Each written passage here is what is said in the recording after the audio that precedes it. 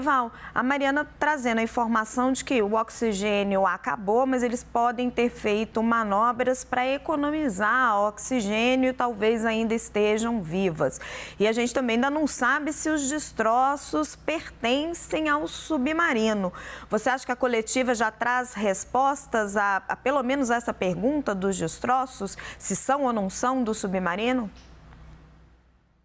Boa tarde. É extremamente provável que esses destroços sejam, sim, desse submersível, porque tudo aponta para um mau funcionamento, uma situação de algum curto-circuito e que pode ter levado ou a uma pequena rachadura no casco que rapidamente se transforma num grande buraco por causa da enorme pressão que existe naquela profundidade.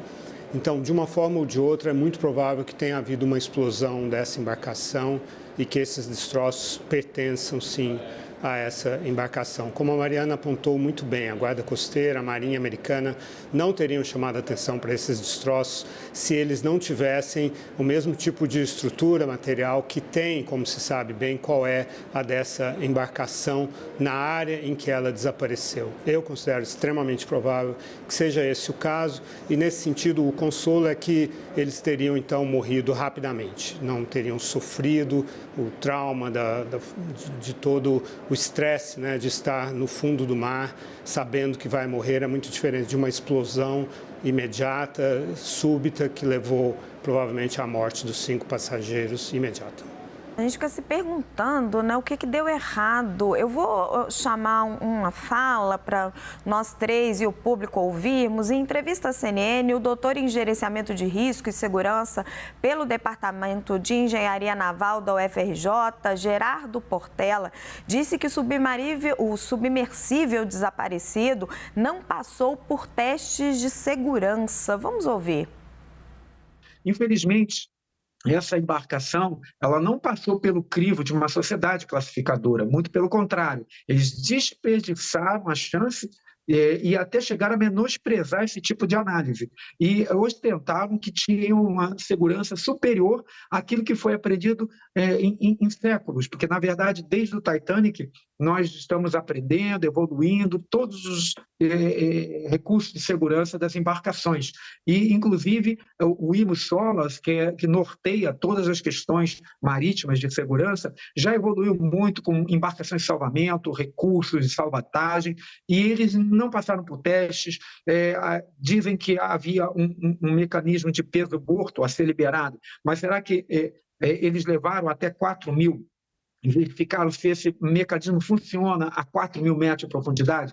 Porque é como se fosse concreto. A 4.000 metros de profundidade, a água é como se fosse concreto. Você pode tentar liberar mecanicamente e não conseguir se liberar daquele peso morto. Porque se esse peso morto fosse liberado, ele poderia rapidamente subir e flutuar.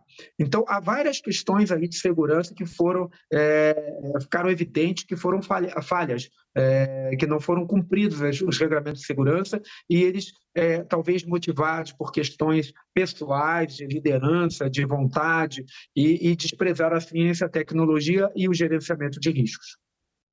Mariana, a hipótese que o especialista que a gente ouviu levanta, ela é muito grave, né? De que por questões pessoais, por uma vontade de realizar essa aventura, a empresa responsável desprezou aspectos de segurança. Como é que essa discussão já está evoluindo aí nos Estados Unidos?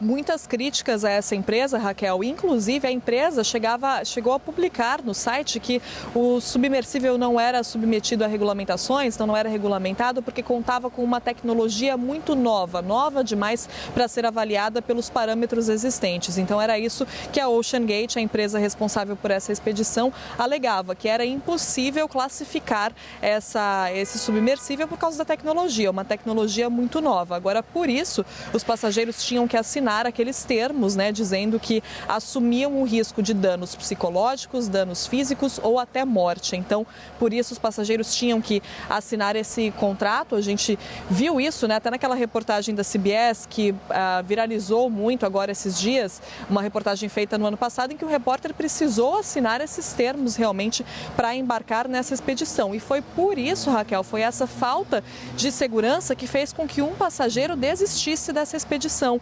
Por aqui também está circulando muito na imprensa americana a história do amigo dos passageiros que estão a bordo desse submersível que desistiu. Ele mandou um e-mail cancelando. Ele tinha contratado, né, estava prestes a ir, né, embarcar também nessa expedição, mas mandou um e-mail cancelando, dizendo que ele achava que faltava segurança. Ele não se sentia seguro para essa expedição e aí não foi. Então ele deu entrevista aqui. Essa entrevista está repercutindo bastante. Muitas pessoas vendo como um livramento, né? Alguém que olhou lá os termos de segurança e falou, não, peraí, isso aqui não é seguro, isso pode dar errado, é melhor não. Então alguém que não se deixou levar, né, pelo entusiasmo, pela curiosidade dessa aventura e resolveu recuar, não foi.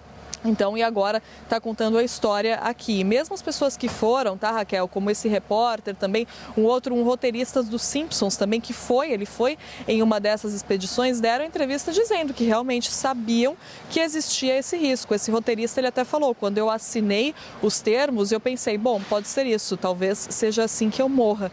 Então, olha só, né, as pessoas, a gente não tem como saber se esses passageiros realmente eles estavam cientes, eles leram tudo, estavam cientes desse risco ou não. Mas fato é que aqui nos Estados Unidos essa empresa está sendo alvo de muitas críticas por essa falta de segurança, fazer uma expedição como essa, né? Imagina, já se descer a 3.800 metros abaixo da água para ver os destroços do Titanic sem uma regulamentação, sem seguir regras, isso com a alegação de que se tratava de uma tecnologia muito nova e por isso não era possível submeter essa tecnologia a uma avaliação, não existia parâmetros, então, para que essa embarcação fosse avaliada da maneira correta. E agora a gente está vendo, então, o resultado disso, $250 mil para cada pessoa, tá? Que embarcou. A gente não pode, é importante ressaltar, né, que cada pessoa nesse submersível pagou $250 mil, eram 4 passageiros, mais o próprio dono da Ocean Gate também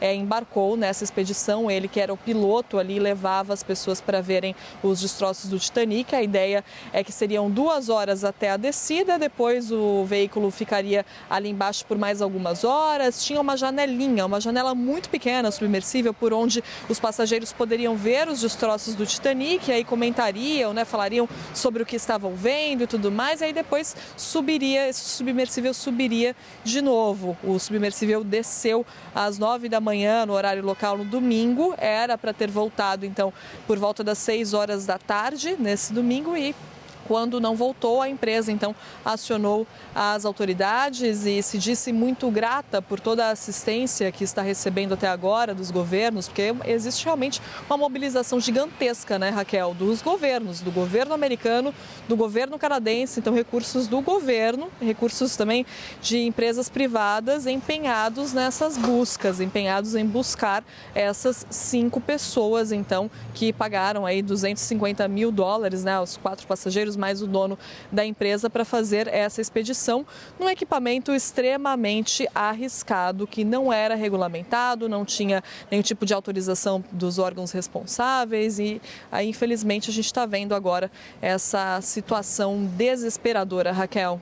Lorival, a Mariana está descrevendo para nós que bastou as pessoas assinarem ali um termo assumindo a responsabilidade para tirar a culpa da empresa por, eventualmente, se essa tragédia se confirmar. E o dono, inclusive, é uma das vítimas. Os Estados Unidos têm muito essa questão, né, da liberdade individual, de cada um ser responsável por si, mas isso está suscitando algum debate sobre mudança de legislação nos Estados Unidos em volta disso, porque, como ela mesma ressaltou, o tamanho do recurso público despendido, da mobilização do Estado em relação disso, e também dá para a gente se questionar se essas pessoas tinham noção do tamanho do risco que elas estavam correndo.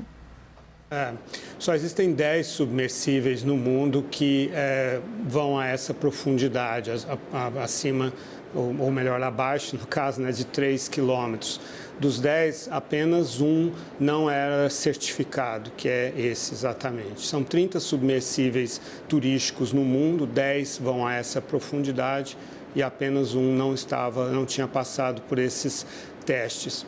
Nos Estados Unidos, a referência, a visão em relação à regulação é o seguinte: a empresa faz e, né, se der errado, ela responde na justiça, né? Então, essa é a filosofia regulatória dos Estados Unidos. Infelizmente, nesse caso, o preço foi muito alto.